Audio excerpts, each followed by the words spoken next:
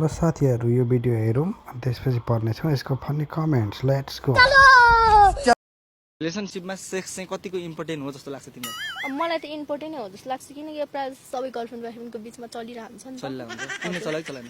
मैले त चलाइसकेँ। चलाइसक्यो? हजुर। सकियो त्यसो भए खोक्रो भइसक्यो? खै खोक्रो कि टोक्रो। रिलेसनशिपमा बसेछौ कि छैन? रिलेसनशिपमा बसेछु। बसेछौ? कतिजनासँग?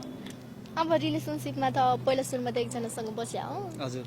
अनि त्यसपछि चाहिँ बसेको थिएन। जतिवटा आयो नि ब्रेकअप भएकै गर्छ। रिलेसनशिपमा एकजनासँग बस्यौ जतिजना आयो नि ब्रेकअप भयो भाइ। हजुर। त्यो के कारणले ब्रेकअप हुँदैछ? अब ब्रेकअप त अब खै के कारणले हुने न्यू त मैले नै खोज्छ। किन न्यू खोजेको त? अब मलाई चाहिँ रिस उठ्छ कि आफै अरूको रिस मैले चाहिँ बोयफ्रेन्डहरूलाई पठाउँछ त्यही भएर। अरूको रिस चाहिँ उनीहरूलाई किन दिन्छ? अब तिम्रो पनि गल्ती हुनसक्छ नि त। अब यदि तिम्रो गल्ती रहेछ भने अब आफ्नो गल्तीलाई त स्वीकार्नु पर्यो। हजुर। अनि आफ्नो गल्ती हुँदा हुँदै अनि अरूलाई चाहिँ रिस किन पोख्ने त? अब मेरो त बानी नै त्यस्तै छ भने। बानी नै त्यस्तै छ। हजुर। तिमी माटो मुनि आएनौ अनि 21-20 बोयफ्रेन्ड छ भन्ने अनि रिलेसनमा पनि बसेछु भन्ने। जस्तै म तिमीलाई लास्ट सोध्छु रिलेसनशिपमा सेक्स चाहिँ कतिको इम्पोर्टेन्ट हो जस्तो लाग्छ तिमीलाई? अब त्यो रिलेसन गर्लफ्रेन्ड बोयफ्रेन्डको बिच त चलिहाल्छ। अब चल्छ। तिमीलाई चाहिँ इम्पोर्टेन्ट नै हो जस्तो लाग्छ हैन? अब मलाई त इम्पोर्टेन्ट नै हो जस्तो बेकार है भैया मैं तो टूट गया। चल्ला हुन्छ। तिमीले चलाइ चलाएन?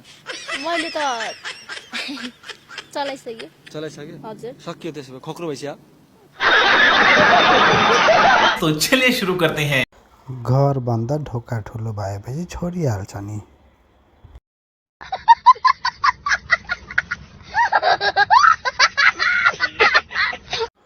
बोयफ्रेन्ड त कोमामा पुग्यो होला त।